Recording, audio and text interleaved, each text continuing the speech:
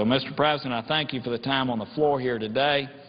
I hope to talk about this many, many times. I've been doing it, I assure you, throughout the state of Tennessee and in multiple forums here in the Senate. I thank you for the time, and I notice the absence of a quorum. Clerk will call the roll. Mr. Akaka.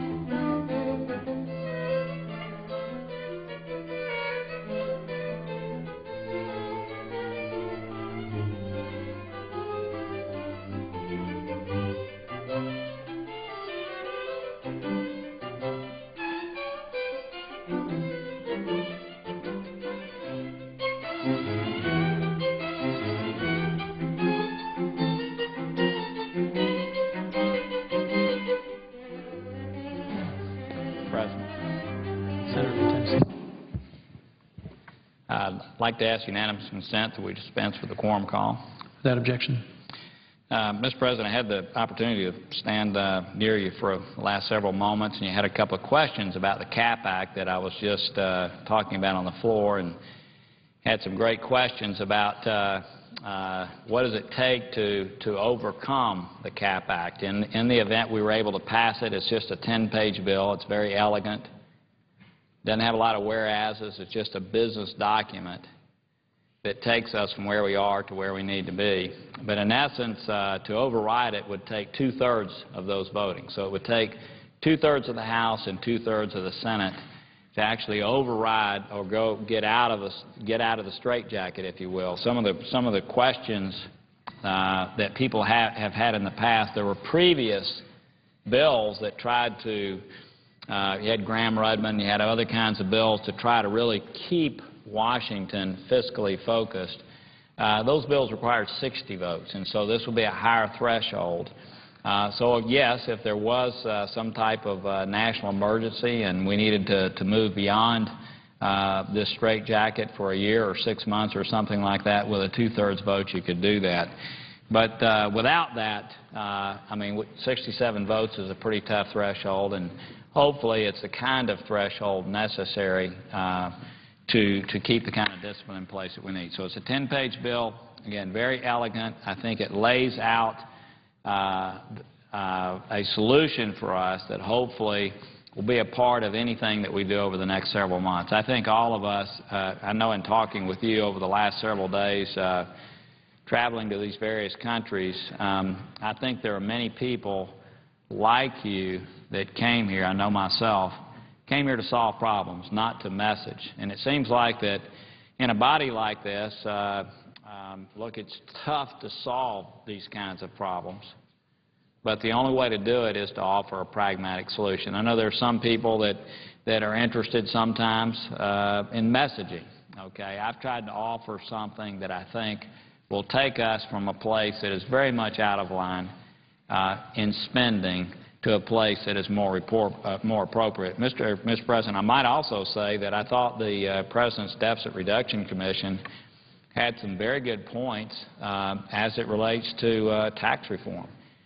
I think all of us are aware of the $1.2 trillion in tax expenditures that exist. I was doing an event over the last several days, and a gentleman raised his hand and asked me, what do you mean by tax expenditures? Isn't the money ours until we give it to the federal government? And you guys sort of, why would you call it a tax expenditure? I think people realize that in our tax code, there are all kinds of exclusions and subsidies and favored companies and favored this and favored that. And if we did away with all of those, there'd be $1.2 trillion that we could use to lower everybody's rate. And you can make our tax code much more simple. The Deficit Reduction Commission says that we could take our rates from where they are, the corporate rates, down to a level of about 26%, somewhere between 23 and 29, and lower everybody's rates individually. And I think most Americans, instead of filling out all these forms to see if they benefit from these various subsidies and credits, would much rather know that everybody's on the same playing field. Some favored company is not in a situation where they're more favored than another, but everybody's on the same basis. So I think there's been some good work done there. But, Mr. President, I hope, by the way, we're able to take some votes on those kinds of things over the next several months. But I just want to say there's a very elegant, pragmatic solution that's been offered that would go hand in hand with these types of measures, and it would cause us over the next 10 years to exercise kind of fiscal discipline that this country really needs. Again, the thing that I think threatens our national security, certainly our economic security, more than even the things that we saw on the ground in the Middle East last week. With that, Mr. President, I notice the absence of a quorum. Clerk will call the roll.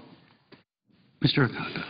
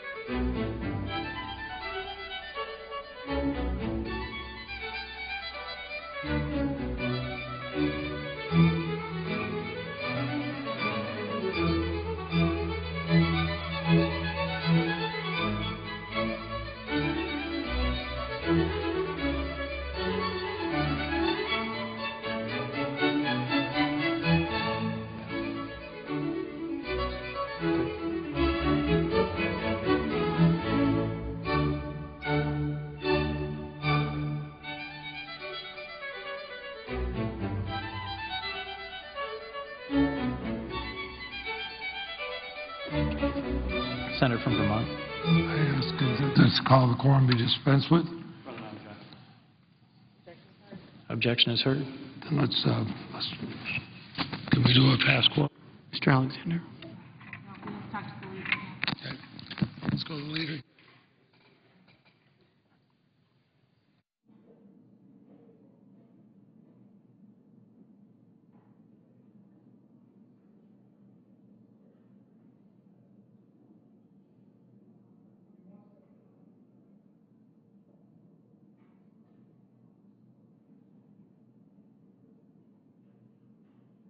Ms. Ayotte.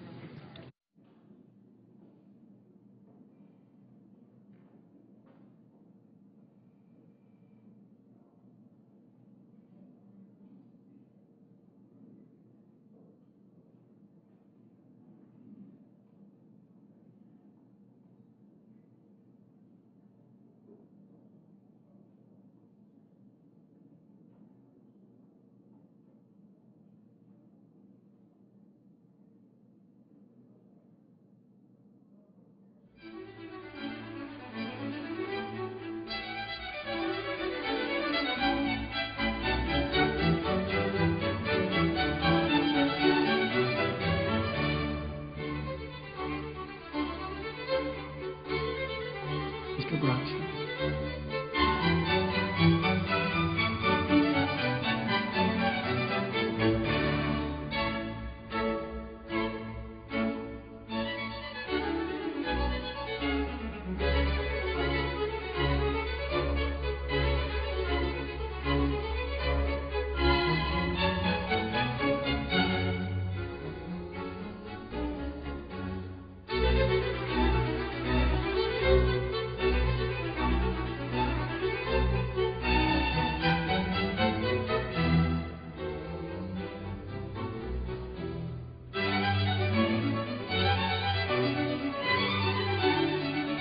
Mr. Bowles.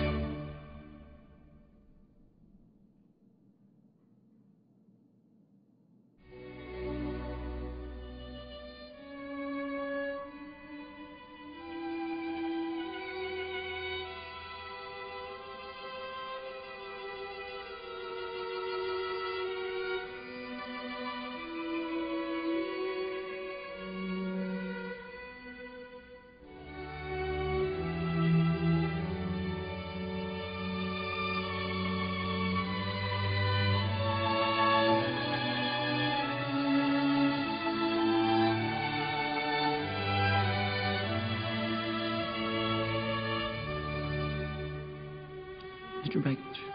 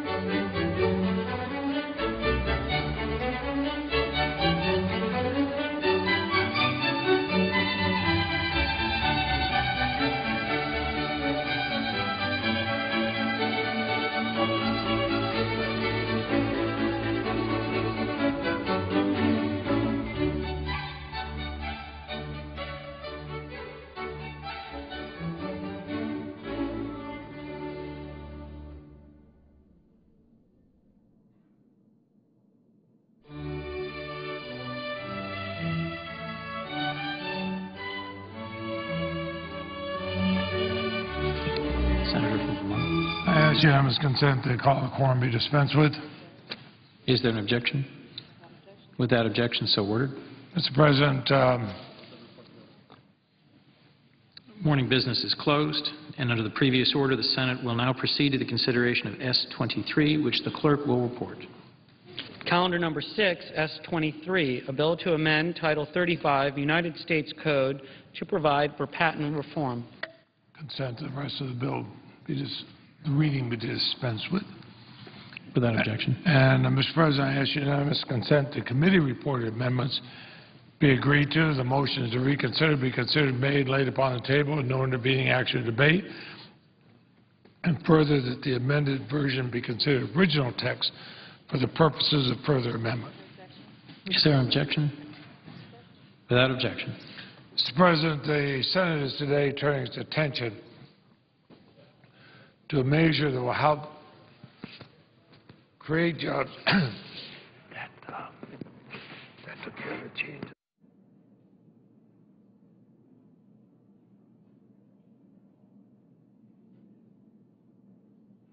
The Senate today turning its attention to a measure that will help create jobs, energize the economy, and promote innovation.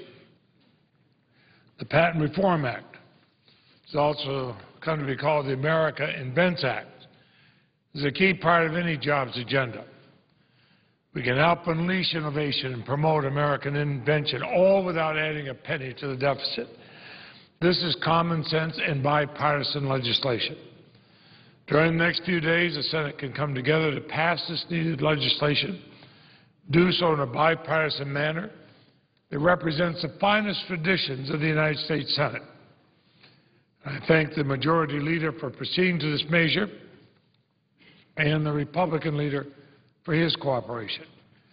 This is a bill that was reported unanimously by the members of the Judiciary Committee, because we all know, Republicans and Democrats alike, that it's important to our country's continued economic recovery and to our successfully competing in the global economy. America needs a 21st century patent system to lead. The last reform of our patent system, Mr. President, was nearly 60 years ago. I think it's about time to catch up with the needs of this country and with what the rest of the world has already done. In the State of the Union address, President Obama challenged the nation to out-innovate, out-build, out-educate. Enacting the America Invents Act is a key to meeting this challenge. Reforming the nation's antiquated patent system will promote American innovation. It will create American jobs. It will grow America's economy. And I thank the President and his administration for their help and support for the Leahy-Hatch-Grassley America Invents Act. Commerce Secretary Locke has been a strong partner in our efforts. Director Kappos of the Patent and Trademark Office has been an indispensable source of wise counsel. Innovation drives the nation's economy. That entrepreneurial spirit can only be protected by a patent system that promotes invention and spurs new ideas. We need to reform our patent system. These innovations can more quickly get to market. A modernized patent system, one that puts American entrepreneurs on the same playing field as those throughout the world, something we Americans should care about, that we should want today and not months or years from now, is the key to that success. That's why this idea cuts across the political spectrum. Our bipartisan Senate co-sponsors include Senator Cole of Wisconsin, Senator Klobuchar of Minnesota, Senator Gillibrand of New York, the distinguished presiding officer Senator Coons of Delaware, as well as Senator Kyle, the assistant Republican leader, Senator Sessions of Alabama, Senator Lieberman of Connecticut, Senator Franken of Minnesota, Senator Blumenthal of Connecticut, and Senator Harkin of Iowa. Republicans and Democrats from big states and small, from all ends of the political spectrum are coming together to support American innovation. The Senate Judiciary Committee, as I said, unanimously approved this legislation on February 3rd of this year. But this effort extends back several years. Our current congressional efforts to reform the nation's patent system began in 2005. In fact, this bill is a result of years of hard work and compromise. The Senate Judiciary Committee has reported patent reform legislation to the Senate in each of the last 3 Congresses. And the House has seen efforts over the same period led by Congressman Lamar Smith of Texas and Howard Berman of California. The legislation we're considering today, in fact, is structured on the original House bill and contains many of the original provisions. From the beginning, we each recognized the need for a more effective and efficient patent system, one that improves patent quality and provides incentives for entrepreneurs to create jobs. A balanced and efficient intellectual property system that rewards invention and promotes innovation through high-quality patents is crucial to our nation's economic prosperity and job growth. It's how we win the future, by unleashing the American inventive spirit. This bill, the American Invents Act, will allow our inventors and innovators to flourish. And as I said, we'll do it without adding a penny to the deficit. Not a dime in taxpayer money is spent on the Patent and Trademark Office reforms. They're all funded by patent fees, not taxes. The American Invents Act will accomplish 3 important goals. It will improve and harmonize operations at the PTO, the Patent and Trademark Office. It will improve the quality of the patents that are issued. And it will do what virtually every entrepreneur wants, provide more certainty in litigation. Particularly, the legislation moved this nation's patent system to a first inventor-to-file system. It will make important quality enforcement, mechanisms. And it will provide the PTO with the resources it needs to work through its backlog. The American Invents Act provides the tools the PTA needs to separate the inventive wheat from the chaff, to help businesses bring new products to market and create jobs. This is interesting because this is a piece of legislation supported by both business and labor, something we all have wanted to see in this chamber, including the National Association of Manufacturers, the United Steelworkers, the National Venture Capital Association, the AFL-CIO, the Association of American Universities, and companies representing all sectors of the patent community that have been urging action on patent reform proposals for years. I'd ask that certain letters of support be included in the record at this point. Without objection. Innovation has always been at the heart of America and American success. From the founding of our nation, we recognize the importance of promoting and protecting innovation.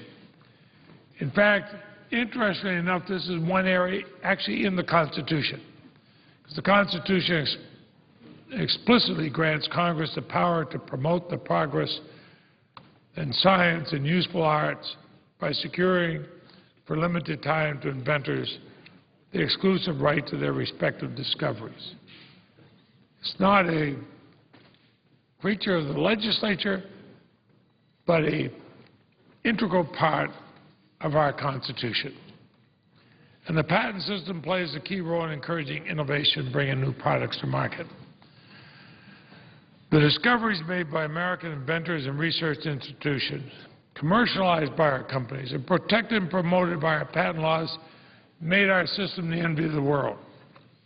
In spite of this, a Newsweek study last year found that only 41% of Americans believe the United States is staying ahead of China in innovation.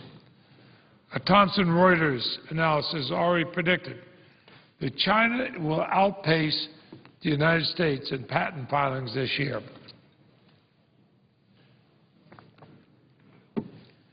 China, in fact, has a specific plan not just to overtake the United States in patent applications, but to more than quadruple its patent filings over the next 5 years. All the more reason why we must act now. This is not something that should be delayed. You should act on it Delaying it is saying we want China to overtake the United States. Moving forward, it says we want to be competitive. In fact, it's astonishing to consider that China has been modernizing its patent laws and promoting innovation, but the United States has failed to keep pace. Said before, it's been 60 years since we last enacted reform American patent law. We can no longer wait. We can no longer remain complacent and expect to stay on top. In many areas that were highly contentious when the patent reform debate began, the courts have acted. Their decisions reflect the concerns heard in Congress that questionable patents were too easily obtained, too difficult to challenge. The courts have moved the law in a generally positive direction, more closely aligned with the text of the statutes. And more recently, the Federal Circuit aggressively moved to constrain runaway damage awards, which plagued the patent system by basing awards on unreliable numbers untethered to the reality of licensing decisions. Now, the courts have addressed issues where they can, but in some areas only Congress can take the necessary steps. Our act will speed the application process, at the same time improve patent quality. It will provide the USPTO with the resources it needs to work through its application backlog. And while I still have some voice left, I apologize, and I will ask, Mr. President, consent that when I finish, when I yield the floor, that my full statement be made part of the record. Without objection. Again, we're not talking about Democratic or Republican objectives. We're trying to find the proper balance for America, for our economy, for our inventors, and say we're complacent with China overtaking the United States. I think of what Thomas Friedman wrote not too long ago in the New York Times, a country which endows its people with more tools and basic research to invent new goods and services, the one that will not just survive but thrive down the road. We might be able to stimulate our way back to stability, but we can only invent our way back to prosperity. I think of the country's first patent. It was issued to a Vermonter. Thomas Jefferson, the Secretary of State, examined the application. President George Washington signed it. Recent Judiciary Committee meeting on this measure was on the anniversary of the day Thomas Edison received the historic patent for the principle of his incandescent lamp. Paved the way for the bulb that's illuminated our homes and offices, venues throughout the country and around the world. This week is when the patent was issued for life-saving improvements to the diver suit. It was magician Harry Houdini who devised a mechanism to allow divers in distress to safely escape a diving bell. So we can smooth the path for more interesting and great American inventions. That's what bipartisan comprehensive patent reform bill would do. And I want to recognize in particular the work of Senator Hatch, who's here on the floor, who's been a longtime partner of mine in intellectual property issues, and Senator Grassley, the ranking Republican in our committee, and the tremendous input we've received from Senators Kyle, Klobuchar, Sessions, and so many others, and working with both sides of the aisle and the other body to reach the goal of improving patent qualities. Now, we'll have the chance to consider amendments. And I would hope that amendments be germane, and we're not sitting here trying to make it possible for other countries to overtake us. This is a time when we should be standing up and talking about those things, improve our patent system so that we can compete with the rest of the world. And we should be able to complete this work easily by the middle of this week if we want. Now,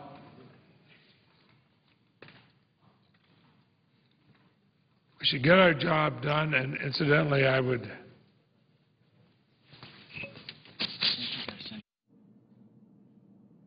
Also, as part of the housekeeping measures that we have for this, I'd send to the desk an amendment. I ask for its immediate consideration. The clerk will report. The senator from Vermont, Mr. Leahy, proposes an amendment numbered 114. Need to be dispensed with.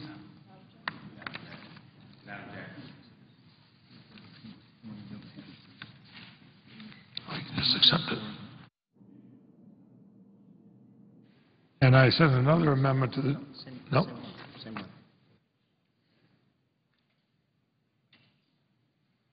Mr. President, I see the distinguished senior senator from Utah on the floor, and I yield to him and the man who has worked for years on the same issue and made every effort to keep it a bipartisan issue. I yield to the senator from Utah. Thank you, Mr. President. The senator from Utah. Mr. President, I thank the distinguished chairman of the Judiciary Committee. He has been one of the leaders the whole time I've been on that committee with regard to intellectual property issues. It's always been a pleasure for me to work with him and his staff. They're good people, and this is a particularly important bill. It's only the first step. Once we bring it up and hopefully pass it, then the House has got to bring up their bill, and there are differences between the two, and we'll have to get together in a conference and resolve those differences. And so those who might have some angst about this particular bill, give it time. We'll be working diligently. The distinguished senator from Vermont and myself and others, of course, our ranking member, Senator Grassley, will be working diligently to try and resolve these problems, and ultimately, hopefully, we'll have a bill that everybody in this country should recognize as what needs to be done to keep us at the forefront of all technological innovation in this world. Now, Mr. President, I ask unanimous consent to Rima Yusel, a detailee in my office from the U.S. Patent and Trademark Office, Ron Rowe, a detailee in my office from the U.S. Secret Service, Raika Hushangi, a Foreign Affairs detailee in my office from the Department of State, Lieutenant Colonel Jason Bartolomei, a military fellow in my office from the U.S. Air Force, Paul Williams, a detailee in my office from the Food and Drug Administration, Maureen McLaughlin, a detailee to the Senate Finance Committee from the Federal Communications Committee, and Jesse Baker, a detailee to the Senate Finance Committee from the U.S. Secret Service. All be granted the privileges of the floor for the remainder of the first session of the 112th Congress. Without objection. Thank you, Mr. President. Mr. President, I rise today to express my support for the pending patent reform legislation before us. As many know, several of my colleagues and I have been working together on this bill for several Congresses. I especially want to recognize the ongoing efforts of our Judiciary Committee Chairman, Pat Leahy. Over the years, he and I have worked tirelessly to bring about long overdue reform to our nation's patent system. I also want to recognize the efforts of Judiciary Committee Ranking Member Chuck Grassley, as well as many of my Senate colleagues who have been instrumental in forging the compromise before us today, which in my opinion is the first step in trying to arrive at a final consensus bill. Similarly, no enumeration would be complete without recognizing the considerable work done by our colleagues over in the U.S. House of Representatives.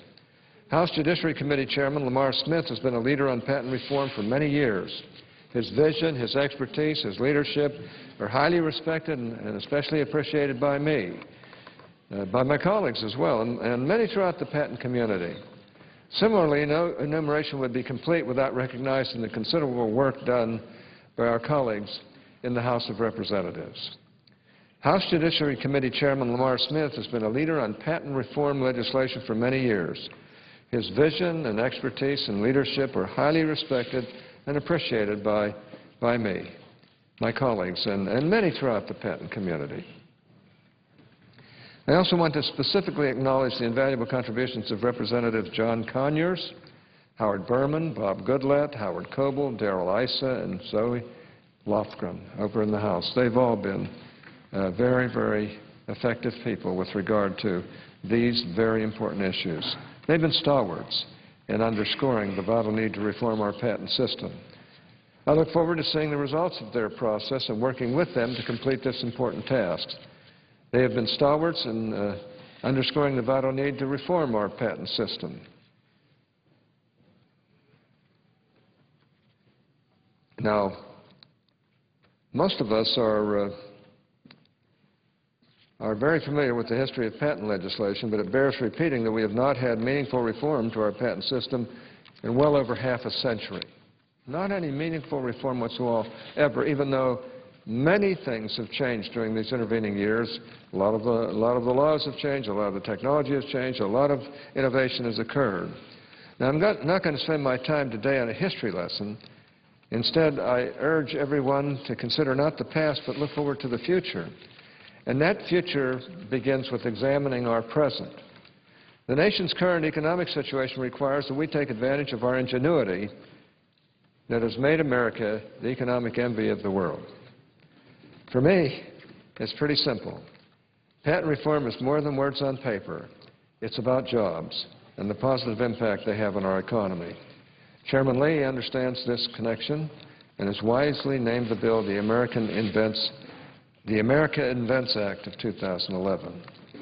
While we debate this important legislation, it is crucial that we keep the creation of jobs and economic prosperity at the forefront of our thoughts. After all, patents encourage technological advancement by providing incentives to invest in, and to disclose new technology. Now more than ever, we must ensure efficiency and increased quality in the issuance of patents. This, in turn, will create an environment that fosters entrepreneurship and the creation of new jobs, thereby contributing to growth within all sectors of our economy.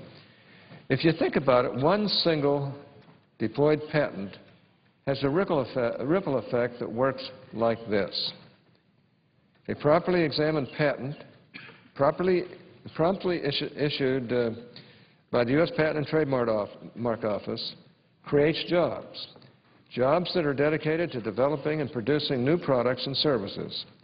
Unfortunately, the current USPTO backlog now exceeds 700,000 applicants.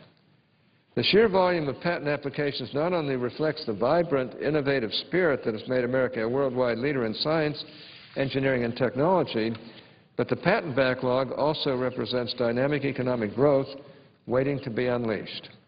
We cannot afford to go down this path any longer. We need to take advantage of this opportunity to expand our economy. During consideration of the American Invents Act, I encourage my colleagues to be mindful that legislation is rarely without its imperfections, and we have a tremendous chance here to take much-needed action. To those who believe otherwise, rest assured my intent is to do no harm. But I want the legislative process to move forward. It is long overdue. I urge my colleagues to participate in the debate and vote upon the amendments that they think will strengthen the bill. There are some proposals that I believe merit serious consideration by all of us. At the end of the day, the passage of this bill will update our patent system, help strengthen our economy, and provide a springboard for further improvements to our intellectual property laws. I have every confidence that we can come together and act in a bipartisan manner. The stakes are simply too high for us not to seize this moment. Mr. President, I ask unanimous consent that further extension of my remarks be placed in the record at this